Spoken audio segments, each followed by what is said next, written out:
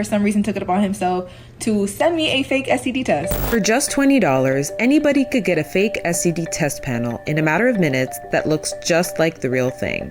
According to the sites that generate them, they're, quote, for entertainment purposes only. But what happens when they're used to deceive people? My Tinder bio was very, upfront that I was looking for casual sex. I was like, you seem like a likable person. So, if you are in fact likable in real life, I'm going to ask you for a test so that eventually we can have sex. Unfortunately, that was met with resistance. His excuse was that he didn't have time, nor did he feel like he needed to get tested because he felt very confident that he was, quote, clean.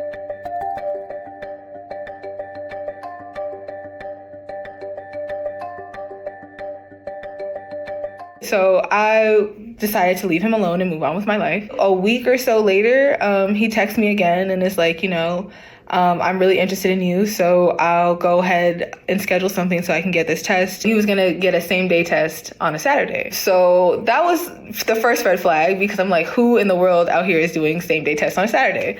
So I'll believe it when I see it, right? Saturday comes along, he sends me this STD test as a screenshot via text.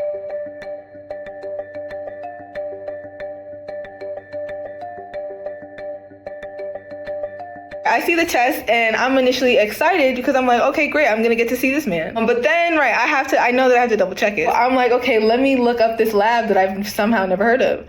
Lo and behold, the lab does not exist. Okay, so this is looking a little sus because when I look up QV Laboratory Corp, pretty much the only thing that comes up is fakestdtest.com or whatever the fuck. Also, I can't seem to find this doctor listed on this test. The doctor that he listed on the test is a dead Japanese samurai philosopher. So, all right, obviously this doctor did not exist. I'm like, okay, well, send me a picture of where you got your blood drawn because, right, there's like hepatitis B and C on this list, like you got your blood drawn to take this test. So he sends me a picture of a puncture wound in his arm.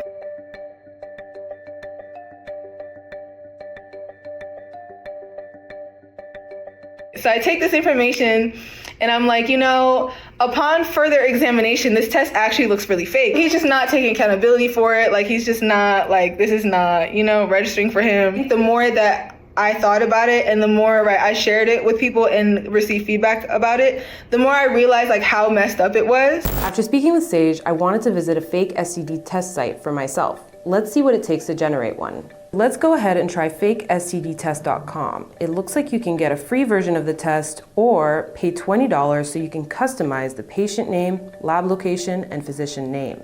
We'll pick the premium, and after picking which one you want, it does immediately take you to a user agreement page with a disclaimer.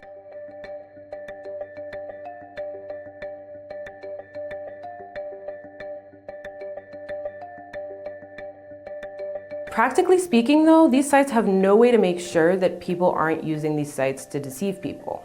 So we'll agree. And here's where I enter my information.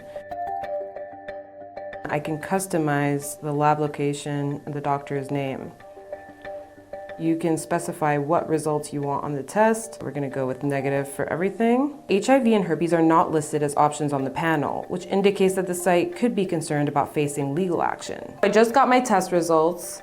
The process only took about 3 minutes. It looks like the test is from AM Lab. At first glance, it looks like a real test. Let's look up AM Lab and see what comes up. There's research at the University of Washington, Amsterdam Machine Learning Lab. I did get a search result for AM Labs. It looks like it's a sex toy company. At the very bottom, in very small text, it does disclaim that this is a prank report. Someone could easily miss this if they don't zoom in and look at these test results in detail. I noticed that when homeboy gave me the fake test, at the very bottom of it, it says, right, this is a fake test, but you could easily just cover that up. Number one, is this funny? Like, who is finding this funny? Is this really getting the hee-hees and the ha-has that they want? I have my doubts, But it does concern me how not in your face it is that this is a joke if that is their intention. It is especially alarming to me specifically because, right, my livelihood is tied into my sexual health. I'm a porn performer. I have to take into account my sexual health and the sexual health of my partners on camera. I can't work if I'm not, if I can't present like a healthy test. I also want to be very careful of not further stigmatizing STDs and STIs because everyone will get one, it happens. Like, we're human beings.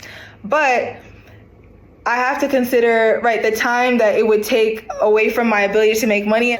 The stigmatization of sexually transmitted infections also plays a role in people not wanting to be tested, and ultimately, it seems, prank STD test sites exist because of the stigma. Some people don't want to get tested because they don't want to be seen at an STD clinic. There's also the stigma that if you are someone who gets tested frequently or likes to stay up on top of your test, you are probably someone who gets a lot of STDs. How is everyone going to keep their health in check if there's all these barriers? So I really do feel like unpacking the stigma around STDs and STIs will really help people be more proactive in their health. After Sage realized she had been sent fake test results, she took to social media to share tips on how to spot a fake STD test. Here's how you can see if a test is actually accurate. Look up the company that is listed on the test to see if this laboratory actually exists. Do the same with the doctor to see if the doctor actually exists. Or the dates, right?